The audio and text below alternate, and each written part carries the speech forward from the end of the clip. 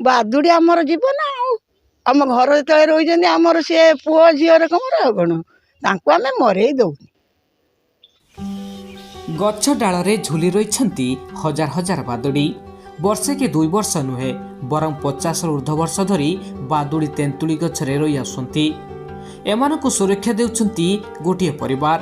ବାଲେଶ୍ୱର ଜିଲ୍ଲା ଖଇରା ବ୍ଲକ ସାଡାଙ୍ଗ ଗ୍ରାମର ହରେକୃଷ୍ଣ ଦାସଙ୍କ ପୁତ୍ର ଶରତ କୁମାର ଦାସ। ଶରତଙ୍କ ବାଡ଼ିରେ ଥିବା ବିଭିନ୍ନ ଗଛରେ ହଜାର ହଜାର ବାଦୁଡ଼ି ରହି ଆସୁଛନ୍ତି। ସକାଳ ଓ ସନ୍ଧ୍ୟାରେ ଚିଁ ଚିଁ ଶବ୍ଦରେ କମ୍ପି ଉଠୁଛି ଗାଁ ପରିବେଶ।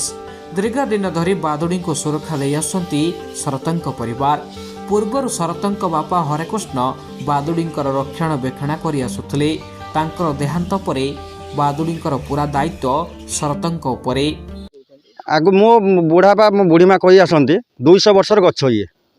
200 ବର୍ଷ ଗଛ ହେଉଛି ମୋ ବୁଢ଼ୀମା ବୁଢ଼ାପା କହନ୍ତି ଯେ ଇଏ ତାଙ୍କ ଛୁଆଟିକୁ ସେ ଦେଖି ଆସିଥିଲେ। ତାପରେ ମୋ ବୁଢ଼ାପା ବୁଢ଼ୀମା ଗଲେ, ତାପରେ ମୋ ବାପା ବି ଗଲେ। ଏ ତ ଚାଲିଛି ଆଉ। 2 ଲକ୍ଷ ଉର୍ଦ୍ଧ୍ୱ ପଛେ କମ୍ ହେବେ ନାହିଁ। ଆମର 2 ଏକର ଜମିର ବାଦୁଡ଼ି ପୁରା ଗଛରେ ବାଦୁଡ଼ି ଅଛନ୍ତି। ଏମାନଙ୍କ ବହୁତ ଆନନ୍ଦ ଆମକୁ ଲାଗୁଛି ଯେ ତମ ପରିବାର ହେଇକି ରହିଛନ୍ତି। ମନେ ପଡ଼େ ବନ୍ଧୁବାନ୍ଧବ ରହିପାରେନି ମୁଁ ଆଜ୍ଞା, କାହିଁକିନା ମୋ ପରିବାର ହେଇକି ସେମାନେ ରହିଛନ୍ତି, ଭାଇ ବନ୍ଧୁ ହେଇକି ସବୁ ରହିଛନ୍ତି ଆଜ୍ଞା। ମୋ ନିଜ ତରଫରୁ ମୁଁ ମଟର ଲଗାଇ ପାଣି ଦିଏ, ଏମିତି ତ ଗଛ ଅତିରିକ୍ତ ବାଦୁଡ଼ି ମରି ଯାଆନ୍ତି। ପାଣି ଛିଞ୍ଚେଇ ନେଇକି ଗଗରା ବା ବାଲ୍ଟି ହାଣ୍ଡି ନେଇକି ଉପରେ ଟାଙ୍ଗେ, ବାଦୁଡ଼ି ନେଇ ମାନେ ପାଣି ପିଅନ୍ତି ଆସିକି।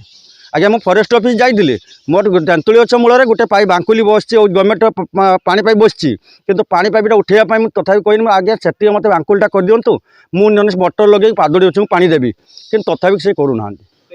ଆଗରୁ କମ୍ ଥିଲେ, ବର୍ତ୍ତମାନ ଲକ୍ଷ ଲକ୍ଷ 2 ଲକ୍ଷ ଉପରେ ଉର୍ଦ୍ଧ୍ୱ ବର୍ତ୍ତମାନ ହେଇଗଲେଣି। ଏଠି ଠାକୁରାଣୀ ଗଛ, ଏ ଗଛରେ ଚଟା ମାରାଯାଏନି, ତାକୁ କୌଣସି ନେଇକି ଆମର କୌଣସି ଜାଳାଜଳି ହେବ ନାହିଁ। ସେ ଆପଣଙ୍କର ଖଣ୍ଡେ ଡାଳ ଦରକାର, ଡାଳ କାଟି ପାରିବେନି। ଆମ୍ବର ଅଛନ୍ତି, ବାଉଁଶର ଅଛନ୍ତି, କୁଦମ୍ବ ଗଛର ଅଛନ୍ତି, କେଉଁ ମାନେ 200 ଏକର ଜମିର ଅଛନ୍ତି। କି ଗଛ କହିବି ଆଜ୍ଞା, ତେନ୍ତୁଳି ଗଛ ତ ନୁହେଁ, ଟୋଟାଲି ଗଛ ଦେଖୁନାହାନ୍ତି, ସବୁ ଟୋଟାଲି ସବୁର ଅଛନ୍ତି। ଶରତଙ୍କ ବାଡ଼ିରେ 2ଟି ତେନ୍ତୁଳି ଗଛରେ ହଜାର ହଜାର ବାଦୁଡ଼ି ରହି ଆସୁଥିଲେ।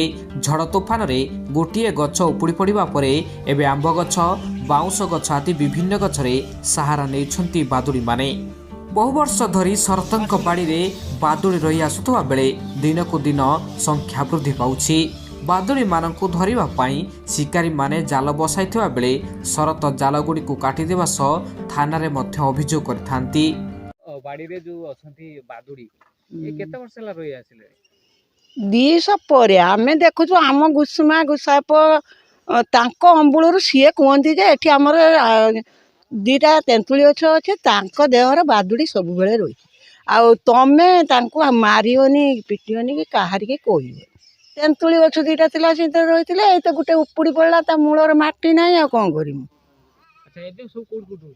ଏଇ ବାଡ଼ି ଘର ସବୁ ଖେଳିକି ରହିଛନ୍ତି, କାହାରି ଘରକୁ ଯାଉନାହାନ୍ତି।